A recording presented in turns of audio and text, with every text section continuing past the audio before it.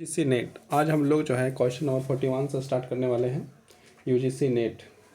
तो UGC net का आज जो है कि पहला क्वेश्चन 41 नंबर का क्वेश्चन होगा और हम लोग 41 नंबर का क्वेश्चन देखते हैं क्या लिखा हुआ है। तो 41 नंबर में लिखा हुआ है क्वेश्चन में, निम्नलिखित में से शिक्षण को प्रभावित करने वाले कौन से संभावित कारक अनुदेशात्मक सुविधाओं और अधिगम वातावरण से संबंधित है।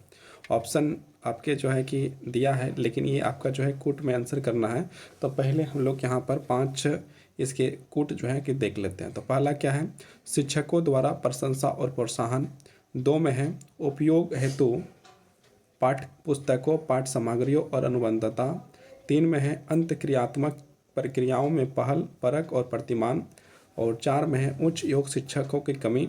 और 5 में है स्मार्ट क्लासेस की उपलब्धता। अब यहाँ पर जो है कि आपका जो है कि आंसर करना है। यहाँ पर आपका जो है कूट में आंसर दिया है।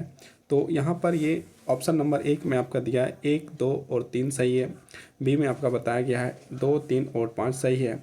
सी में बताया गया है 2, 4, 5 सही है। डी में कहा गया 3, 4 और 5 सही है। तो इसका आंसर आपका हो जाएगा ऑप्शन नंबर बी, आपका जो है कि सही उत्तर आंसर हो जाएगा। अब हम लोग इसकी व्याख्या को देखते हैं। व्याख्या में क्या लिखा हुआ है, उपयोग हेतु पाठ्य पुस्तकों, पाठ्य सामग्रियों की अनुबंधता, स्मार्ट क्लासेस की उपलब्धता तथा अंतःक्रियात्मक प्रक्रियाओं में पहल, परख, प्रतिमान शिक्षण को प्रभावित करने वाले कारक हैं जो अनुदेशात्मक विधाओं और अधिगम वातावरण से संबंधित हैं। अब आज का जो है 42 नंबर का क्वेश्चन देखते हैं। प्रशिक्षण की तुलना में शिक्षण का लक्ष्य निम्नलिखित का अवसर प्रदान करता है। यहाँ पर आपको जो है कि 4 ऑप्शन दिए हैं। पहला ऑप्शन में आपका है अनुशासित अभ्यास के परिणाम स्वरूप व्यवस्थित विचारों का अग्रसर होना। बी में आपका लिखा है साझेदारी और साध्वी सहित प्रतिभाग जो समीक्षात्मक एवं सृजनशील विमर्श की ओर उन्मुख होता है। सी में लिखा है मान्यताएं एवं मूल्यों की स्थापित करना जो अभिव्यक्ति परिवर्तन की ओर ले जा सके। और 4 में आपका लिखा है उन विचारों में सहचर बनाना जो परस्पर भिन्नता और अभिन्नता रखते हो। ये आपका जो है आंसर नंबर 42 क्वेश्चन नंबर है और इसका आंसर आपका हो जाएगा ऑप्शन नंबर बी जो है आपका सही हो जाएगा। हाँ ना, बी जो है आपका क्या हो जाएगा, सही आंसर हो जाएगा। साझेदारी और साध्वी सहित प्रतिभाग जो समीक्षात्मक सृजन विमर्श की ओर उन्मुख रखती, ये आपका जो है सही आंसर हो जाएगा। इसकी हम लोग व्याख्या देखते हैं। व्याख्या में क्या लिखा हुआ है, व्याख्या में लिखा है प्रशिक्षण की तुलना में शिक्षण की लक्ष्य साझेदारी और सावधानी सहित प्रतिभाग जो समीक्षात्मक और सृजनशील विमर्श की ओर उन्मुख होता है का अवसर प्रदान करता है। ये आपका जो है कि क्वेश्चन नंबर 42 था। अब हम लोग 43 क्वेश्चन नंबर देखते हैं। निम्नलिखित में से उन विशेषताओं की पहचान कीजिए जो अप्रत्यक्ष शिक्षण रणनीतियों के साथ जुड़ी है। तो देखते हैं, यहाँ पर आपका कूट में आंसर करना है। निर्देशित विद्यार्थी अभ्यास। 2 में आपका प्रश्नोत्तरी सत्रों के माध्यम से अवधारणा अर्जन पर बल। 3 में आपका लिखा है उद्दीपक सामग्री का लघु एवं सरल पदों में प्रस्तुत करना। 4 में आपका लिखा है समस्या आधारित प्रस्तुतिकरण। और 5 में आपका लिखा है, 5 में आपका क्या लिखा है, सहयोगात्मक अभियानों पर बल, सहभागितापूर्ण और सहयोगात्मक अभियानों पर बल दिया जाना। यहाँ पर आपके जो है कूट में आंसर करना है। तो इसका आंसर ऑप्शन नंबर बी आपका जो है सही हो जाएगा। मतलब 1, 2 और 3 जो आपका क्या है, सही आंसर है। ये क्वेश्चन आपका 2020 अक्टूबर में पूछा गया था। अब हम लोग इसकी व्याख्या को देखते हैं। व्याख्या में देखते हैं क्या लिखा है, अप्रत्यक्ष शिक्षण रणनीतियों के छात्र केंद्रित होती है, अर्थात वह सीधे शिक्षक द्वारा प्रतिपादित नहीं होती है।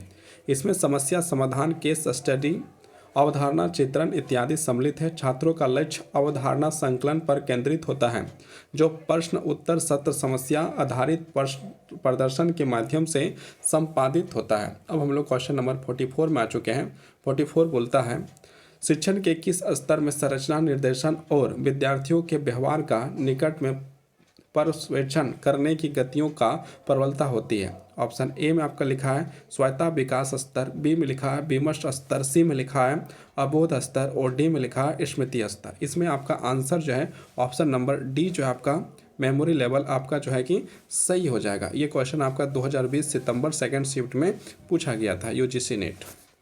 अब इसकी व्याख्या को हम लोग देखते हैं। व्याख्या में क्या लिखा है, व्याख्या में लिखा है शिक्षण समृद्धि स्मृति, शिक्षण स्मृति स्तर, संरचना, निर्देशन और विद्यार्थियों के व्यवहार का निकट में प्रशिक्षण करने की गतिविधियों की प्रबलता होती है।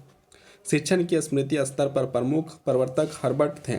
यह शिक्षण अधिगम प्रक्रिया के प्रथम चरण है। ये आपका जो है कि इसकी व्याख्या होगी। अब हम लोग क्वेश्चन नंबर 45 में आ गए हैं। 45 में लिखता है, यदि आपके विद्यार्थी की पहचान निष्पादन तत्परता स्तर की दृष्टि से अक्षम किंतु इच्छुक के रूप में की जाती है तो उसके लिए निम्नलिखित में से कौन सी शिक्षण विधि का उपयुक्त माना जाएगा। अब इसकी जो है कि हम लोग ऑप्शन को देखते हैं। ऑप्शन नंबर 1 में आपका लिखा है शिक्षण के दौरान चुनौतीपूर्ण कार्य करना। बी में आपका लिखा है उत्तरदायित्व और मान्यता साझा करने की गुंजाइश प्रदान करना। सी में आपका लिखा है निकट प्रशिक्षण के साथ प्रतिपादन और मार्गदर्शन। डी में आपका लिखा है लघु प्रतीक प्रस्तुतियाँ जिसमें त्रुटिहीन कार्य की प्रबलता परावर्तित होती हो। ये आंसर आपका हो जाएगा ऑप्शन नंबर डी आपका जो है कि सही हो जाएगा। अब हम लोग जो है कि इसकी व्याख्या को देखते हैं। यदि आपके विद्यार्थी की पहचान निष्पादन तत्परता स्तर की दृष्टि में अक्षम किंतु इच्छुक के रूप में की जाती है तो इसके लिए लघु प्रतीक प्रस्तुतियाँ जिसमें त्रुटिहीन कार्य का प्रबलन की बाध्यता हो तो शिक्षण विधि का उपयुक्त माना जाएगा। ये आपका जो है क्वेश्चन नंबर 45 था। अब हम लोग क्वेश्चन नंबर 46 में आते हैं। 46 में क्या लिखा है, निम्नलिखित में से किस शिक्षण स्तर के अधिगमकर्ता को अवधारणाओं के सकारात्मक दृश्यताओं के बीच विभेद करने का अवसर प्राप्त होता है। यहाँ पर आपके 4 ऑप्शन हैं। पहला में लिखा है स्मृति स्तर, बी में लिखा है अबोध स्तर, सी में लिखा है विमर्शित चिंतन स्तर और डी में लिखा है स्वायत्ता विकास। इसका आंसर आपका हो जाएगा ऑप्शन नंबर बी जो है अबोध स्तर आपका सही आंसर हो जाएगा। अब हम लोग इसकी व्याख्या को देखते हैं। उससे पहले यहाँ पर देखिए ये यूजीसी नेट 2020 सितंबर फर्स्ट शिफ्ट में ये सवाल जो है आपका पूछा गया था। अब हम लोग इसकी जो है कि व्याख्या को देखते हैं। व्याख्या में क्या लिखा है, अबोध स्तर स्मृति और दृष्टिकोण की बाध्यता जो शिक्षार्थियों के तथ्यों सिद्धांतों तथा सामान्य स्थितियों को समझने योग्य बनाता है। अतः अधिगमकर्ताओं अवधारणाओं के सकारात्मक और नकारात्मक दृश्यताओं के बीच विभेद कर पाता है। ये आपका जो है कि व्याख्या हो गया। अब हम लोग 47 क्वेश्चन नंबर में देखते हैं। 47 में क्या लिखा हुआ है, 47 में आपको लिखा है शिक्षण के दौरान किसी शिक्षक के वे कथन जो विद्यार्थियों को स्वयं या दूसरे के किसी उत्तर को स्व विस्तार प्रतिपादन करने के लिए प्रोत्साहित करते हैं कहलाते हैं। ए नंबर संरचना, बी अनुदेशात्मक विविधता, सी आपका लिखा हुआ है अधिगम प्रक्रियाओं से सम्मिलित और डी आपका लिखा है विशेष परीक्षा। इसका आंसर हो जाएगा ऑप्शन नंबर डी विशेष परीक्षा आपका सही ऑप्शन और सही आंसर हो जाएगा। ये क्वेश्चन 2020 सितंबर फर्स्ट शिफ्ट में पूछा गया है। अब इसकी व्याख्या को जब देखेंगे तो व्याख्या में क्या लिखा है, शिक्षण के दौरान किसी शिक्षक के वे कथन जो विद्यार्थी को स्वयं या दूसरे के किसी उत्तर को सविस्तार प्रतिपादन करने के लिए प्रोत्साहित करते हैं सहयोगी व्यवहार के अंतर्गत आता है जिसे विशेष परीक्षा द्वारा वर्णित किया जाता है।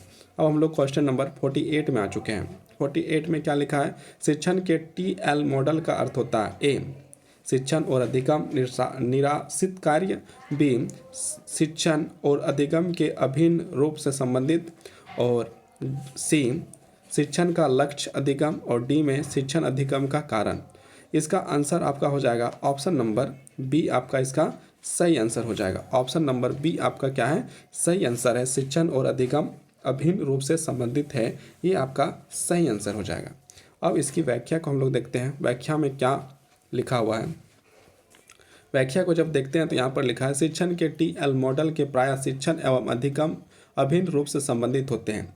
यह शिक्षण अधिगम वातावरण शिक्षक एवं विद्यार्थी के व्यवहार को वर्णित करता है। यह पूर्व एवं उत्तर शिक्षण योजना निर्माण तथा शिक्षण क्रियान्वयन में सहायक होते हैं जो विद्यार्थियों को सुगम अधिगम प्रदान करने में सहायक भूमिका निभाते हैं। ये आपका जो है कि सही व्याख्या हो जाएगा। अब हम लोग क्वेश्चन नंबर 49 में पहुंच गए। 49 में क्या लिखता है, ज्ञान के साधन के रूप में अनुपस्थित के संदर्भ में कौन सी सही है, ए मुझे बेंच पर रखे घट का संज्ञान नहीं हो रहा है इसलिए या वहाँ पर नहीं है, बी बेंच पर घट की उपस्थिति में सीधे प्रत्यक्ष करता हूँ, सी चूँकि मुझे घट वहाँ नहीं मिला इसलिए बेंच पर घट की अनुपस्थिति में अनुपात लगाता हूँ और डी, मैं बेंच पर रखे घट की अनुपस्थिति के विषय में जानता हूँ क्योंकि दूसरी अनुपस्थितियों में उसकी समरूपता जानता हूँ। ये आपका ऑप्शन नंबर ए जो है आपका सही हो जाएगा। मुझे बेंच पर रखे घट का संज्ञान नहीं हो रहा है इसलिए या वहाँ पर नहीं है। ये आपका जो ऑप्शन नंबर ए जो है आपका सही हो जाएगा। अब इसकी हम लोग व्याख्या को देखते हैं। व्याख्या में क्या लिखा है।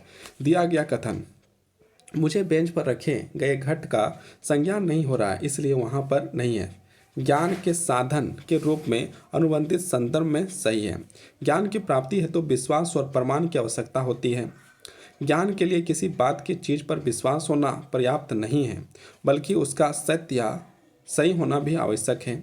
सत्य असत्य या सही गलत के लिए हमें प्रमाण की आवश्यकता होती है। भारत न्याय दर्शन के अनुसार ज्ञान के प्रमाण के लिए 4 तरीके हैं, प्रत्यक्ष अनुमान, उपमान और शब्द, है ना। यहाँ पर प्रत्यक्ष अनुमान, उपमान और शब्द ये आपके हैं, है नहीं। अब हम लोग क्वेश्चन नंबर 50 में पहुँच गए। 50 आज का 50वां क्वेश्चन। स्मृति स्तर के शिक्षण में निम्नलिखित में से किस पर बल दिया जाता है। ए, सोच एवं विचार से व्यवस्थित करना। बी, तथ्यों के मध्य संबंध देखने पर। सी, दूरस्थ प्रत्यारोपण सहायता हेतु व्यवस्थित परिस्थितियों पर।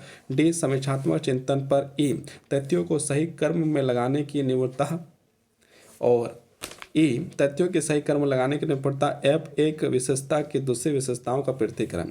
इसका आंसर हो जाएगा ऑप्शन नंबर, कूट में देखना है तो ऑप्शन नंबर आपका जो है बी सही हो जाएगा। मतलब ए, बी, ए, सी और ई जो है सही है। अब हम लोग इसकी व्याख्या को देखते हैं। व्याख्या में क्या लिखा हुआ है।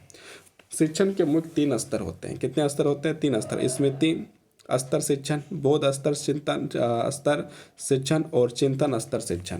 स्मृति स्तर शिक्षण निम्नलिखित बातों पर बल देता है। जो स्मृति स्तर है वो क्या बल देता है? सोच एवं विचार को व्यवस्थित करना, दुर्गम पर सहायता हेतु तो व्यवस्थित करना, तथ्यों को सही क्रम में लगाने की निपुणता, है ना। उसके बाद शिक्षण स्मृति स्तर पर मुख्य प्रवर्तक जॉन फ्रेडरिक हर्बर्ट हैं। यह शिक्षण अधिगम प्रक्रिया पर पहला चरण होता है। यह तथ्यों को रटने और अभ्यास करने के लिए प्रेरित करता है। इस स्तर के शिक्षण में सूझबूझ का अभाव होता है। इस स्तर का अभिप्रेरणा का स्तर भी न्यूनतम होता है। अब हम लोग क्वेश्चन नंबर 51 में आ चुके हैं। 51 में लिखा है, सामाजिक विज्ञान में केंद्रीय मुद्दा या प्रश्न है कि क्या प्राकृतिक विज्ञान की विधियों का प्रयोग कर सामाजिक दुनिया का अध्ययन किया जा सकता है। यह कथन किस विषय की ओर संकेत करता है। अब हम लोग को यहाँ पर 4 दिया है। ए नंबर सत्ता मीमांसा, मूल्य मीमांसा, सी में है आपका ज्ञान मीमांसा और डी में है उपयुक्त मीमांसा। तो ये आंसर आपका हो जाएगा ज्ञान मीमांसा। क्वेश्चन नंबर 51 का आंसर आपका ऑप्शन नंबर सी हो जाएगा। ये सवाल 2019 नेट में पूछा गया है आपका। किस में पूछा गया? सेट 6 में आपका जो है ये शिफ्ट सेकंड शिफ्ट में आपका है। और अब हम लोग इसकी जो है कि व्याख्या को देखते हैं। सामाजिक विज्ञान में केंद्रीय मुद्दा या प्रश्न है कि क्या प्राकृतिक विज्ञान की विधियों का प्रयोग कर सामाजिक दुनिया का अध्ययन किया जा सकता है। यह कथन ज्ञान मीमांसा विषय की ओर संकेत करता है। ज्ञान मीमांसा दर्शन की एक शाखा है। ज्ञान मीमांसा के आधुनिक काल में विचारकों का ध्यान आकर्षित किया। दर्शन शास्त्र का धैर्य सत्य स्वरूप को समझना है और सदियों के विचारक या खोज करते रहे हैं, परंतु किसी निश्चित निष्कर्ष से अब भी उतने ही दूर प्रतीक होते हैं जितना पहले थे। सदियों से सत्य के विषय में विवाद होता रहा है। ये आपका जो है क्या था? ये आपका व्याख्या था। अब हम लोग क्वेश्चन नंबर 52 में आ चुके हैं।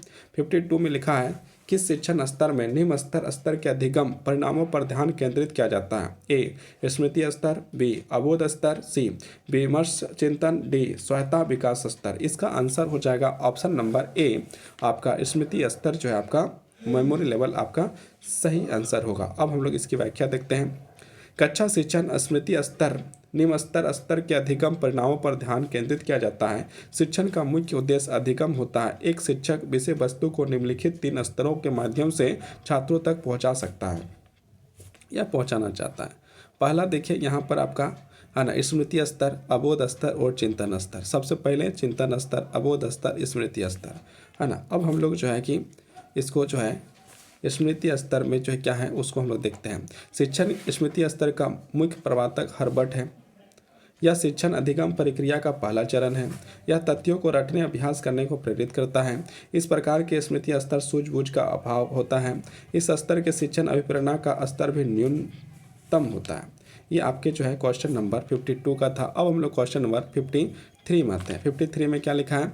विमर्श चिंतन स्तर शिक्षण के आयोजन हेतु अपेक्षित बुनियादी आवश्यकता संबंधित है। ए, शिक्षक द्वारा तथ्यों का सूचना व्यवस्थित तथा अनुमानित करना। बी, समस्या तथा उसके समाधान की प्रक्रिया में छात्रों का अन्वेषण तत्ववेद व्याख्या सहायता प्रदान करने में। सी, छात्रों द्वारा तथ्यों का स्पर्श दिए जाने की उसकी व्याख्या दिए जाने पर। और डी, शिक्षण द्वारा ठोस तथ्यों को प्रस्तुत उसकी कार्य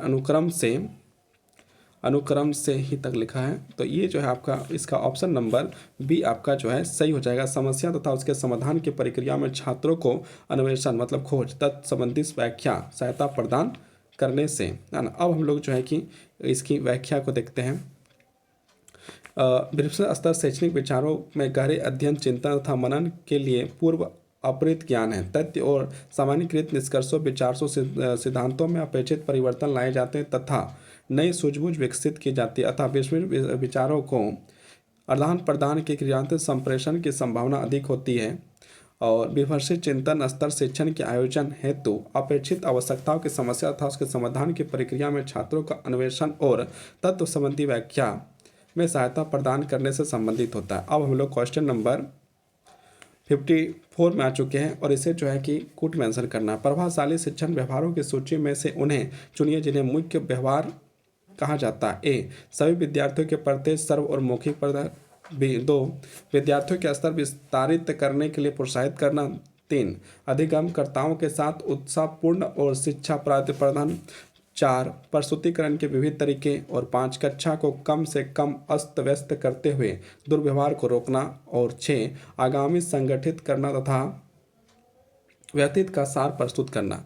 इसका आंसर हो जाएगा ऑप्शन नंबर ए, कूट में आंसर करना है। ऑप्शन नंबर ए सही हो जाएगा, मतलब 1, 4 और 5 जो लिखा हुआ है वो आपका सही है। अब हम लोग इसकी व्याख्या को देखते हैं। शिक्षण कार्य के दौरान प्रयोग किए जाने वाले ऐसे सभी व्यवहार जिसके माध्यम से शिक्षक शिक्षण कार्य सुगमता से संपन्न करता है तथा शिक्षक छात्र संबंध शिक्षण के अधिगम के अनुकूल रहते हैं प्रभावशाली शिक्षण व्यवहार कहलाते हैं। प्रभावशाली शिक्षण व्यवहारों के अंतर्गत निम्नलिखित व्यवहारों को प्रमुखता से शामिल किया जाता है। 1 नंबर, सभी विद्यार्थियों को प्रत्यक्ष सर्व और मौखिक पर। 2, प्रस्तुतिकरण के विविध तरीके। 3, कक्षा को कम से कम अस्त व्यस्त करते हुए व्यवहार को रोकना। अब हम लोग जो है क्वेश्चन नंबर 55 में आ चुके हैं। 55 में क्या लिखा है? तो 55 में आपका लिखा है, नीचे दी गई सूची में उन शिक्षण विधियों की पहचान कीजिए जिसमें संवाद जन विमर्श की बहुत अधिक गुंजाइश होती है। 1, सर्वदृश्य उपकरणों की सहायता से व्याख्यान। 2, समूह शिक्षण। 3, ट्यूटोरियल्स। 4, समस्या समाधान विधि। 5, श्याम पट पर लिखकर समझाने की विधि। Chalk and chalk method. ये आपके जो है कूट है और इसका आंसर हो जाएगा ऑप्शन नंबर बी, मतलब आपका 3, 4 और 6 आपका क्या है सही है। अब हम लोग इसकी व्याख्या को देखते हैं। व्याख्या में क्या लिखा है? संवाद जन विमर्श की बहुत अधिक गुंजाइश वाली शिक्षण विधियों में समूह चर्चा विधि और वाद विवाद प्रवृत्ति प्रमुख शिक्षण विधियाँ है। इस प्रकार के शिक्षण विधि में बालकों से सामाजिक का विकास होता है और सभी को अपने विचार करने तथा बोलने के पूर्ण अवसर मिलता है। अभिव्यक्ति के अवसर मिलने के लिए साथ साथ स्वतंत्र रूप से ज्ञानवर्धक चर्चा होने के विषय में